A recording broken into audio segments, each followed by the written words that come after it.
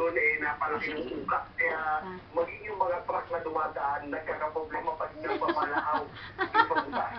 Karamihan sa mga residente, nagtataka na lang maglakad. Aquí pa isang Makakawid lamang papasok ng syudad. Alat pa, alat. Kaya naman sakyan gaya ng pinagkakitaan naman ang sitwasyon. Yung mga traktor na nakita natin pinagkakasakay sa mga residente.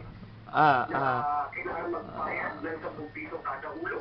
Naging problema nila yung pamilya. Ito na pamalan ng ilang pamilya doon na tumaging lumigas sa kabila ng pagbuho ng lupa dahil sa malakaw ng ilog. Tamang dili.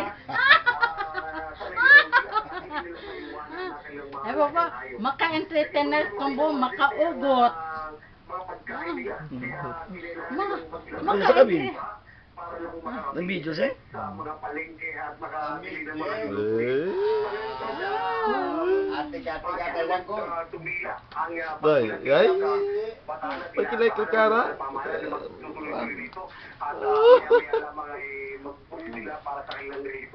Kilay ka kara. Okay, thank you, Dean Flora. Bye-bye.